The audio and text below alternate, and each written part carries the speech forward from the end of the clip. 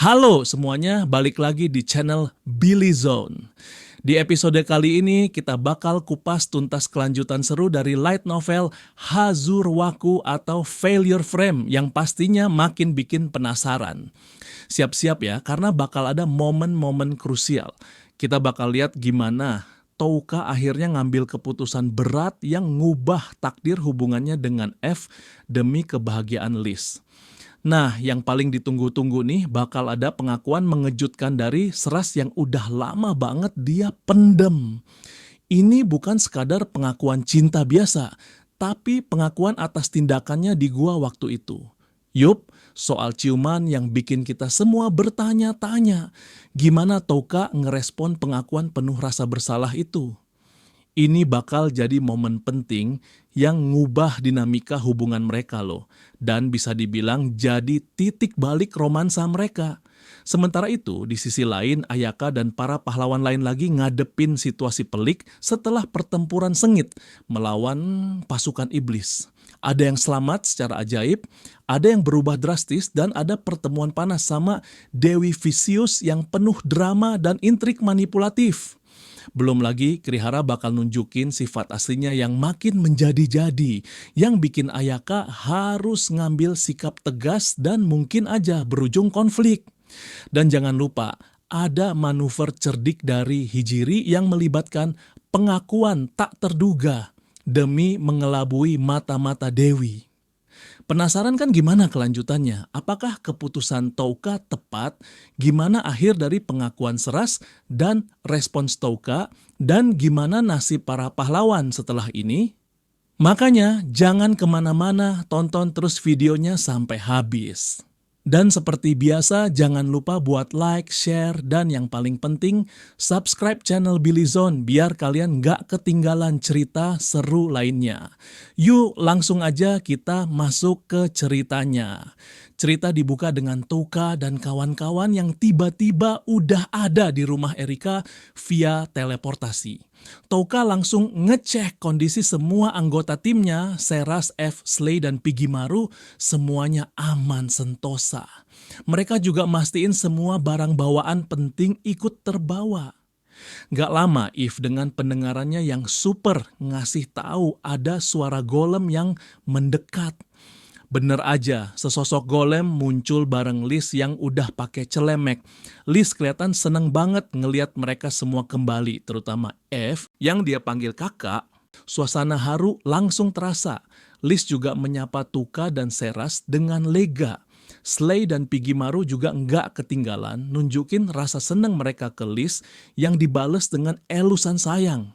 Seras kemudian sadar ada yang kurang, yaitu Erika belum kelihatan. Touka pun nanyain kondisi Erika ke Liz dengan nada khawatir. Mereka langsung nyamperin kamar Erika dan nemuin sang penyihir terlarang lagi terbaring lemah di kasur, dibantu Liz untuk duduk.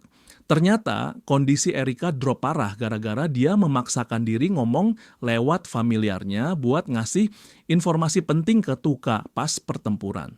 Pengorbanan Erika ini bener-bener gede, sampai bikin dia nggak bisa ngapa-ngapain berhari-hari. Erika, meskipun lemah, berusaha nenangin mereka dan bilang dia udah antisipasi ini. Tapi, dia juga ngasih sedikit sindiran biar bantuannya nggak dianggap remeh. Seras dengan penuh rasa hormat, nunjukin rasa terima kasihnya yang mendalam, dan berjanji bakal ngebales budi Erika.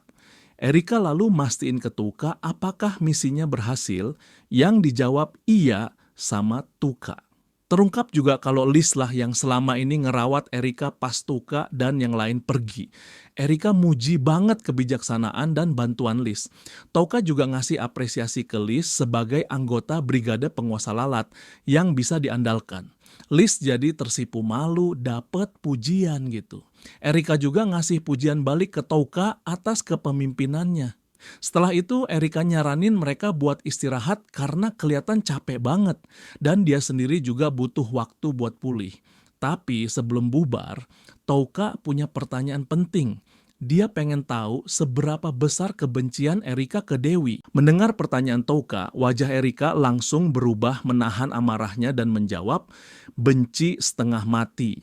Karena Dewi jahat itulah yang menyatakan dirinya berbahaya dan bahkan mencatat namanya sebagai penyihir terlarang. Itu sebabnya aku terpaksa sembunyi di sini lebih awal dari yang kurencanakan. Touka juga mastiin apakah Visis jadi penghalang buat Erika yang diiyakan oleh sang penyihir. Erika sepertinya udah nangkep maksud Touka, tapi Touka bilang detailnya bisa dibicarain nanti setelah mereka semua istirahat. Touka kemudian balik ke kamarnya dan nggak sengaja ngeliat Seras lagi ganti baju. Sempat ada momen canggung sedikit di situ, hahaha. Touka akhirnya milih buat keliling rumah dulu. Pas lagi jalan-jalan, dia ngeliat Liz lagi sendirian di ruang makan. Dari gesturnya, Touka sadar kalau Liz lagi nangis. Ternyata Liz lagi ngeluapin rasa lega dan syukurnya karena semua orang, terutama F yang udah kayak kakaknya sendiri, juga Touka, Seras, Pigimaru, dan Slay, bisa kembali dengan selamat. Dia berusaha nahan emosinya pas nyambut mereka tadi, dan baru bisa nangis lega pas lagi sendirian. Touka yang ngeliat itu dari jauh milih buat nggak ganggu, dia paham Liz ini anak yang kuat, tapi juga punya sisi lembut. Keesokan harinya, Erika ngajak mereka semua makan malam bareng. Touka sempat khawatir sama kondisi Erika yang masih lemah, tapi Erika tetap maksa. Akhirnya, karena Erika belum bisa jalan sendiri, Touka terpaksa ngegendong Erika ala Princess Carrie ke meja makan, gara-gara Erika ngeluh badannya lemes gara-gara dipaksa kerja keras. Ada-ada aja emang si Erika ini. Pas makan malam, mereka ngobrolin semua kejadian selama misi. Mulai dari pelarian mereka, detail pertempuran, sampai gimana Touka make nama Brigade Penguasa Lalat dan nyamarin kemampuannya sebagai sihir terkutuk. Erika kelihatan terkesan sama taktik Touka itu. F juga ngungkapin rasa terima kasihnya lagi ke Erika atas bantuannya yang krusial. Erika kemudian minta Seras buat ngejelasin lebih detail soal efek senjata magis yang mereka pakai karena dia penasaran. Seras dengan antusias siap ngejelasin panjang lebar. Diskusi berlanjut ke strategi ke depan. Erika ngingetin kalau kemunculan tiba-tiba Brigade Penguasa Lalat pasti bakal jadi buah bibir. Touka nambahin kalau mereka udah nyebarin rumor lewat Putri Ketlea kalau brigade mereka bergerak ke utara buat ngecoh Vicious. Mereka juga ngebahas kekhawatiran soal situasi di front perang lain, terutama front timur tempat Vicious dan para pahlawan kuat lainnya, termasuk Kirihara dan Takao Sisters, lagi ngadepin Raja Iblis. Kalau Raja Iblis kalah, rencana Touka bisa jadi lebih rumit. Erika bilang, begitu dia pulih, dia bakal ngaktifin lagi jaringan familiarnya buat ngumpulin informasi, terutama dari front timur. Masalahnya, proses pemulihan Erika butuh waktu, padahal Touka butuh info secepat mungkin buat nyusun strategi. Disinilah Touka ngeluarin ide briliannya lagi. Dia nunjukin ke Erika sebuah gulungan perkamen. Isinya adalah semacam papan dengan deretan huruf. Touka ngejelasin kalau itu adalah papan Ouija versi sederhana. Tujuannya, biar Erika bisa ngasih pesan atau informasi lewat familiarnya dengan cara nunjuk huruf-huruf di papan itu, jadi nggak perlu ngomong langsung yang bisa nguras tenaganya lagi. F yang ngelihatnya cuman bisa bingung karena yang dia lihat cuman kertas berisi huruf. Erika yang emang cerdas langsung nangkep maksud Touka soal papan Ouija itu. Di atas kertas udah ada huruf-huruf yang disusun rapi plus tulisan ya dan tidak. Jadi Erika bisa ngendaliin familiarnya buat nunjuk huruf atau jawaban di papan itu. Meskipun bakal lebih lambat dibanding ngomong langsung, cara ini jauh lebih aman buat kondisi Erika. Touka nyesel kenapa nggak kepikiran ide ini dari dulu, sebelum mereka berangkat nolongin Putri. Mereka sepakat kalau metode ini, meskipun sederhana, bakal sangat berguna buat ngumpulin informasi, terutama jawaban Ya atau tidak buat pertanyaan-pertanyaan simpel. Mirip kayak Touka ngobrol sama Piggy Maru. Kunci utamanya tetap ada di kemampuan Erika buat ngumpulin info lewat familiarnya yang tersebar luas. Erika sendiri ngaku kalau dia nggak kepikiran cara ini sebelumnya, mungkin karena selama ini dia hidup dalam persembunyian dan nggak butuh komunikasi intens sama pihak luar. Toka dengan rendah hati bilang kalau idenya ini bukan hal yang luar biasa banget, tapi Erika tetap muji kecerdikan Toka. Setelah itu, Toka langsung ke inti permasalahan. Dia minta bantuan Erika buat ngumpulin informasi soal pergerakan para pahlawan lain, terutama Sogo Ayaka. Toka juga pengen tahu posisi Dewi, tapi dia ngingetin Erika buat nggak terlalu mencolok pas nyari info soal Vicious, biar Dewi nggak curiga ada yang lagi ngawasin pakai familiar. Prioritas utama Erika adalah ngawasin para pahlawan dari dunia lain dengan Sogo Ayaka jadi target nomor 1. Erika sempat nebak kalau Touka punya hubungan khusus atau khawatir sama Sogo, tapi Touka bilang situasinya rumit. Sogo itu orang yang paling ramah di kelasnya, tapi juga variabel yang gak bisa ditebak karena keahlian unik dan gaya bela dirinya. Touka bahkan nganggep Sogo punya potensi jadi karakter utama saking sempurnanya.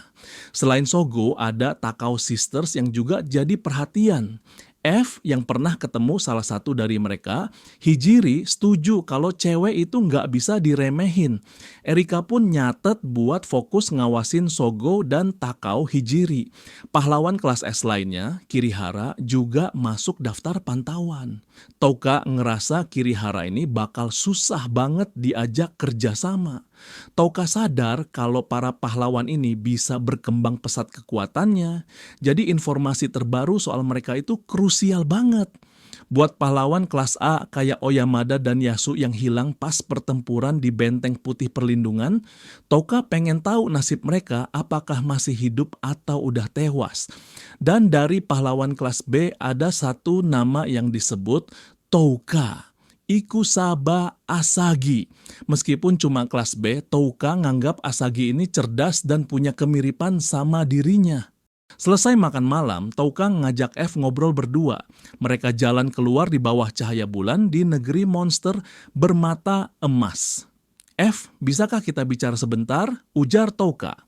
F menoleh dan menjawab, ada apa Touka? Touka pun kemudian berkata, aku berpikir untuk pergi besok. Tidak ada alasan untuk tinggal terlalu lama.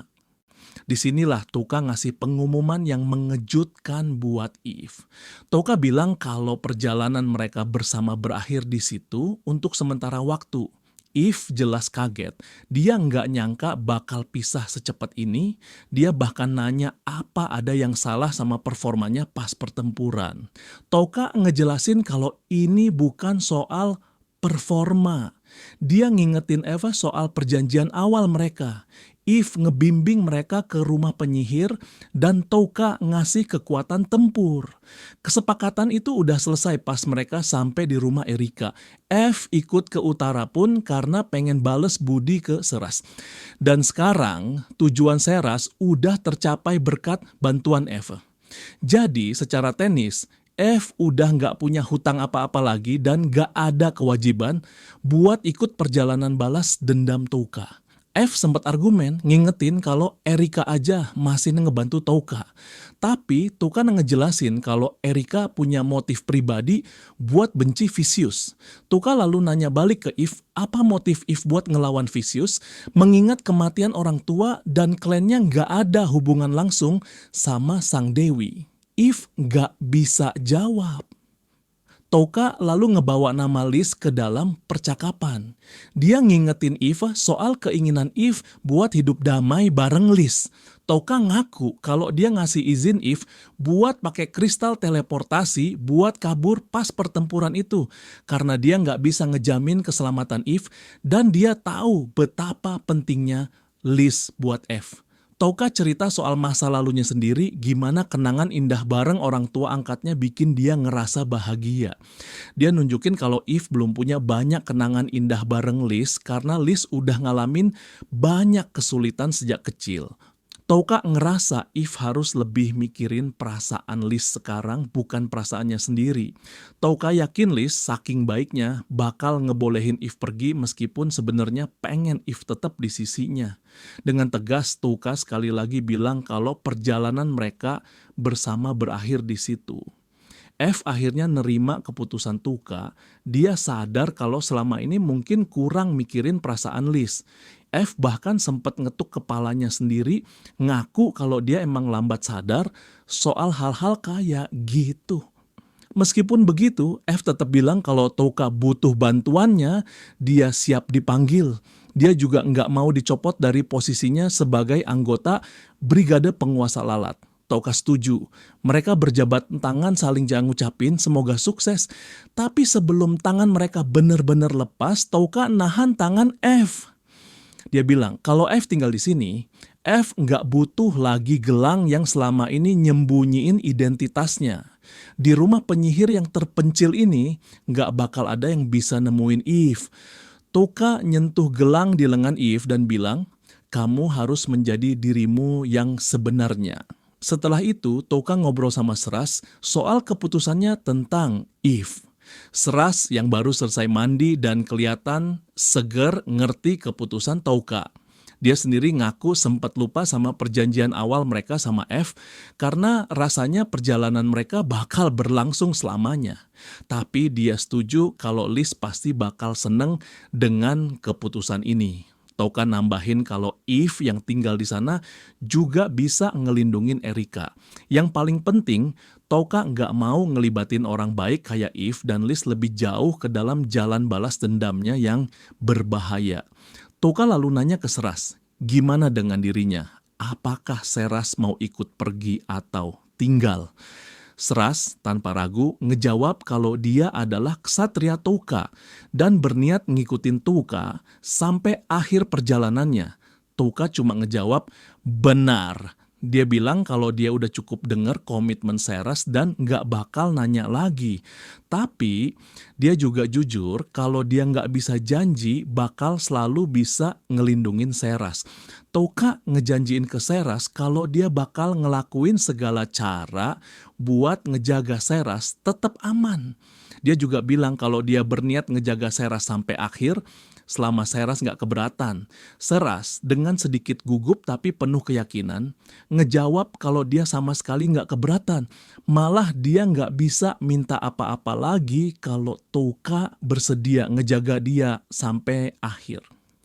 Touka dengan senyum lembut mastiin lagi kalau dia bakal bikin Seras ngikutin dia sampai garis finish. Mata Seras berkaca-kaca, pipinya merona. Dia negasin lagi sumpahnya sebagai ksatria buat nemenin Touka kemanapun jalannya menuju, bahkan sampai ke ujung dunia. Suasana makin intens. Cahaya bulan palsu nyorot keindahan Seras. Tiba-tiba Seras ngedeketin wajahnya ke Touka dan bilang kalau dia punya sesuatu buat diomongin. Touka udah nebak ini bakal jadi pengakuan. Dia inget malam pas dia tidur dan Seras nyium bibirnya. Touka milih buat ngebiarin Seras ngaku sendiri. Seras dengan susah payah akhirnya ngaku. Dia cerita soal pas dia ngasih pertolongan pertama ke Touka di gua, pas Touka lagi terluka dan kelelahan. Dengan kepala tertunduk dan penuh rasa bersalah, Seras ngaku kalau pas Touka tidur, dia nyium bibir Touka tanpa izin. Dia minta maaf dan bilang itu salahnya karena kebawa emosi. Touka dengan santai ngejawab kalau itu nggak masalah buat dia. Tapi Seras ngerasa itu adalah pengkhianatan kepercayaan. Touka akhirnya ngerti. Kalau dipikir dari sudut pandang Seras, kalau Touka ngelakuin sesuatu pas Seras lagi di bawah pengaruh skill tidurnya, itu emang bakal jadi pengkhianatan. Seras percaya penuh sama Touka, makanya dia rela ditidurkan. Rasa bersalah Seras ini nunjukin kalau dia orang baik. Touka nenangin Seras bilang kalau dia nggak perlu ngerasa bersalah. Dia ngasih isyarat kalau dia sebenarnya tahu kejadian itu. Seras kaget, nanya apa, Touka sadar pas itu. Touka ngejawab dengan ambigu, mungkin begitu. Sebenarnya Touka baru sadar setelahnya dan cuma nebak. Tapi dia sengaja bikin Seras mikir kalau dia sadar biar Seras nggak ngerasa bersalah lagi. Seras yang bingung nanya kenapa Touka nggak ngomong apa-apa selama ini. Touka ngejawab kalau dia nunggu Seras buat ngambil langkah selanjutnya, nguji kejujuran Seras. Rasa bersalah di diri Seras mulai hilang. Dia lalu dengan napas tertahan nanya, apa fakta kalau Touka sadar waktu itu berarti Touka setuju? Touka ngejawab, ya itu benar. Muka Seras langsung memerah, posturnya yang biasanya tegap jadi sedikit lemas. Dia lalu nanya apa boleh dia ngajuin permintaan lagi secara lebih formal, yaitu buat ciuman. Touka ketawa kecil. Dia cerita kalau selama ini dia ngerasa perlu berpura-pura biar disukain orang, dia nggak pernah nyangka ada yang bakal suka sama dirinya yang asli.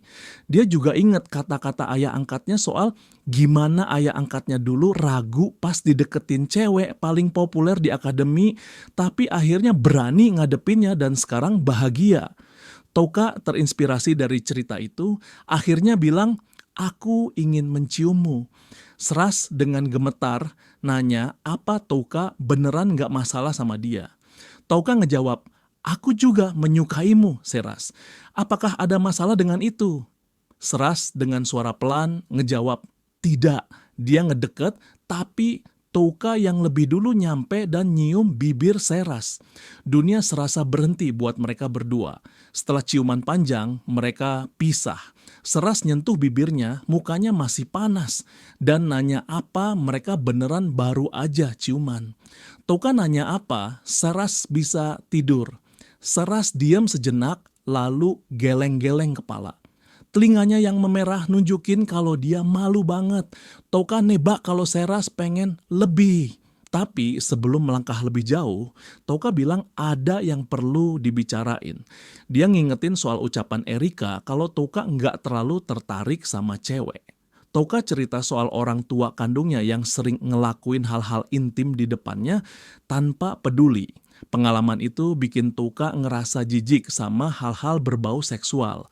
Seras dengan tatapan serius nawarin diri buat melukis ulang perasaan Touka soal itu. Dia pengen ngasih gambaran baru yang lebih baik, ngehapus rasa jijik yang ditinggalin orang tua Touka. Touka kaget, dia nggak pernah kepikiran hal itu. Seras yakin dia bisa, apalagi Touka udah bilang suka sama dia. Touka setelah berpikir setuju. Dia ngerasa kalau bareng Seras, dia mungkin bisa ngerasain hal yang beda.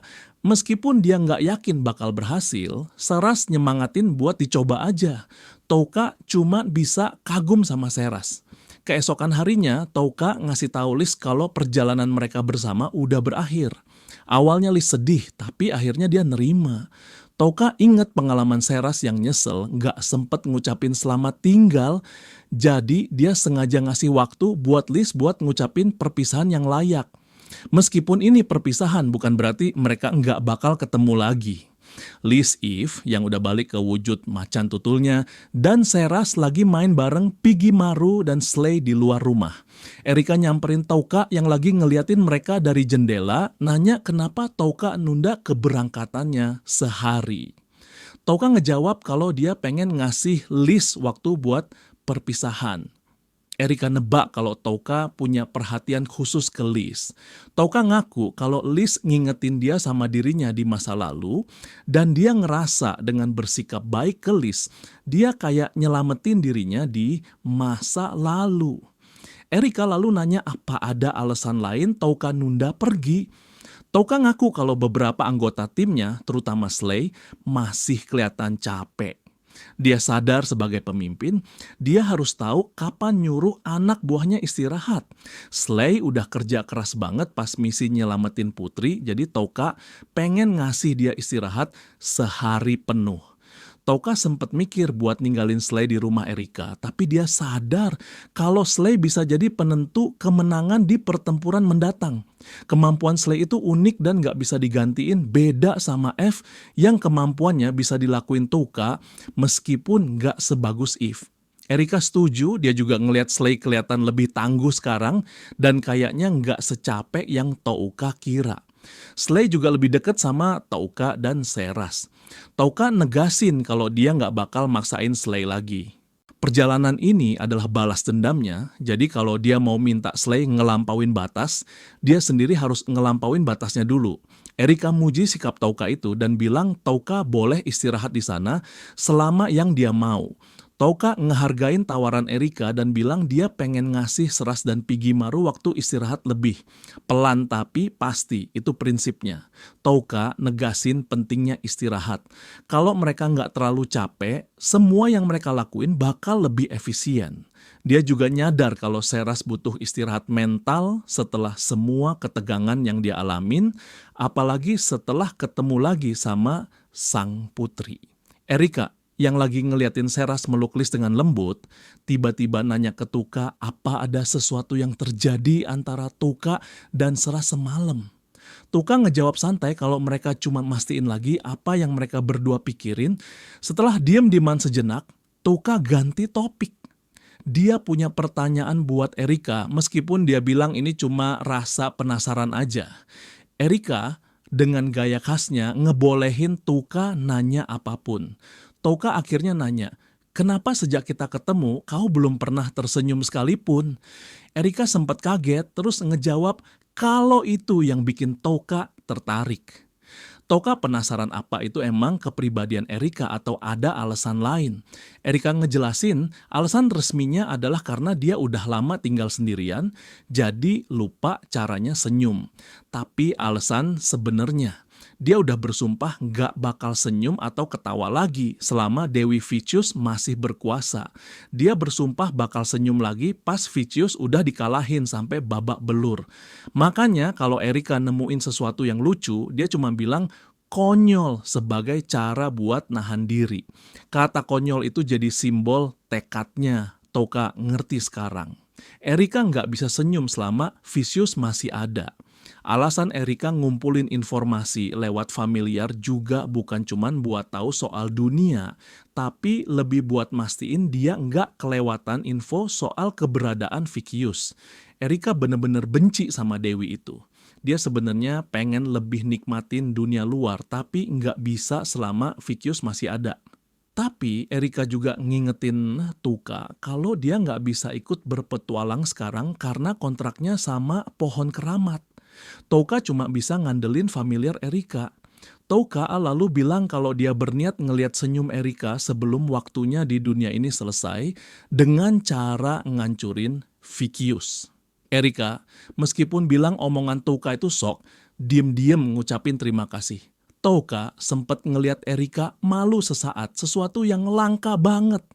Erika lalu nyindir balik, bilang kalau dia juga belum pernah lihat Touka, bingung. Setelah itu, Erika nunjukin sisa item sihir yang dia punya dan nyuruh Touka ngambil apa aja yang dia butuhin. Touka ngasih sebotol sake Jepang sebagai ucapan terima kasih. Erika seneng banget sama minuman itu dan makin maksa Touka buat ngambil item. Touka nanya soal kristal teleportasi, tapi Erika bilang itu item langka dan dia udah nggak punya lagi. Touka pengen banget punya kristal itu buat strategi, nggak cuma buat kabur, tapi juga buat serangan mendadak. Erika ngasih tahu kalau persekutuan penyihir kayaknya udah nggak punya, tapi mungkin negara Yonato atau Kekaisaran Mira punya beberapa di brankas mereka. Yonato punya relik suci dan Kaisar Mira terkenal suka ngumpulin peninggalan kuno.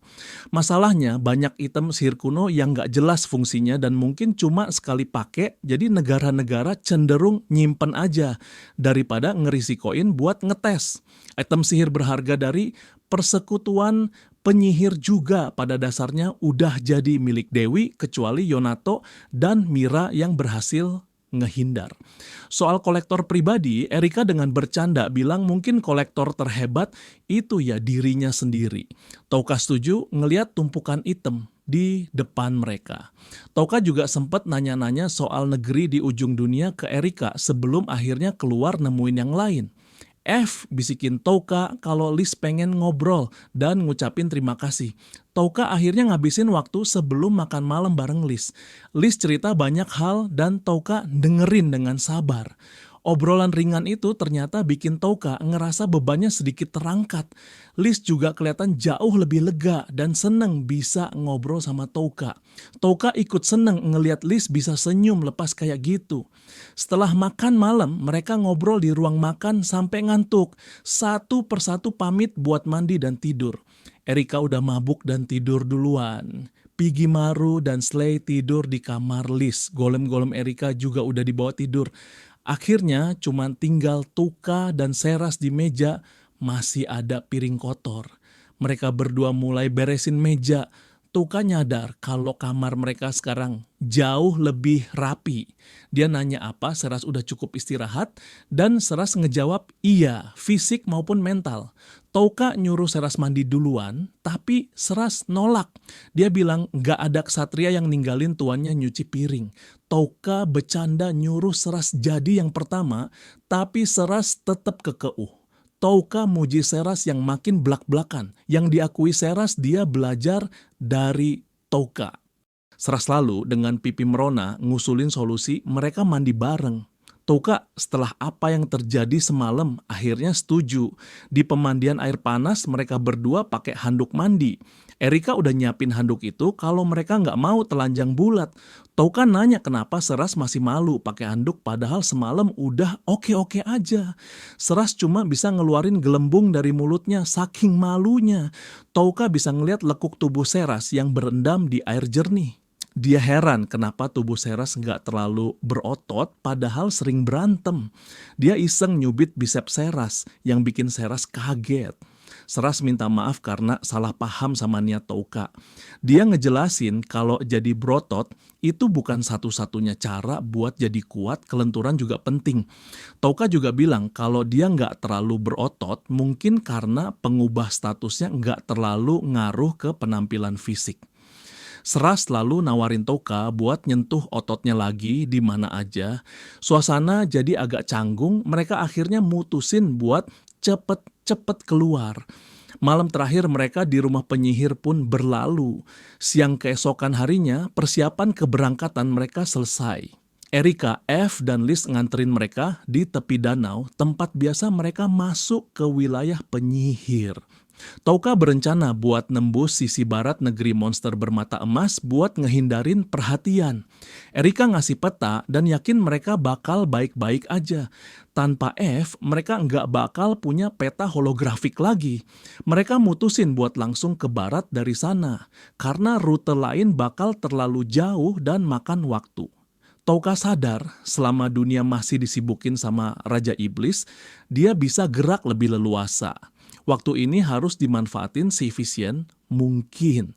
Erika muji Touka yang berhasil ngelewatin separuh wilayah utara sendirian, apalagi sekarang dia punya kereta perang sihir, Slay, dan udah ngalahin iblis lingkaran dalam. Status Touka juga udah naik dan Slay juga makin kuat. Touka berencana buat terus naikin XP selama perjalanan. Selain itu, ada alasan lain kenapa dia pengen ngelewatin negeri monster bermata emas. Erika sebelum BCK pergi sempat ngebenerin jubah Touka yang sedikit miring dan mendoakan keselamatan mereka. Liz juga ngucapin terima kasih dan doa biar mereka hati-hati. Seras ngebales dengan harapan kesehatan buat Liz dan F. Piggy Maru juga ikut ngasih salam perpisahan. Keputusan buat nunda keberangkatan sehari itu tepat. Slay dan Piggy Maru kelihatan jauh lebih seger sekarang. F bilang dia bakal nunggu mereka kembali berkunjung. Touka janji bakal datang lagi setelah semuanya selesai. Akhirnya Touka nyentuh kristal transmisi di leher Slay dan mereka pun berangkat. Touka dan Seras nunggangin Slay dalam wujud transformasi keduanya. Seras duduk di belakang Touka meluk pinggangnya. Dengan Slay, mereka bisa bergerak lebih cepat dibanding pas perjalanan dari selatan dulu. Tujuan mereka, negeri di ujung dunia, negeri tersembunyi para demi-human dan monster. Negeri ini cuma bisa dimasukin pakai kunci dari Erika atau lewat binatang suci yang keberadaannya aja nggak jelas. Masuk ke sana pun nggak ngejamin bisa keluar hidup-hidup. Mereka butuh cara buat dapetin kepercayaan penduduknya. Pengaruh nama Erika mungkin bisa ngebantu, apalagi kalau raja mereka masih sama kayak dulu. Tapi pandangan penduduk negeri ujung dunia soal Dewi dan manusia masih jadi misteri. Tahukah mikir? Mungkin Pigimaru dan Slay bisa jadi bukti kalau dia punya hubungan baik sama monster. Yang pasti Tuka butuh bantuan klan kata terlarang buat belajar sihir terlarang dari 3 gulungan yang dia bawa. Sihir ini kunci buat ngancurin Dewi Vicious. Toka yakin Vicious pengen ngendaliin semua orang, tapi Dewi itu sendiri udah mulai kejebak sama trik mereka. Keberadaan brigade penguasa lalat pasti bikin Vicious makin khawatir.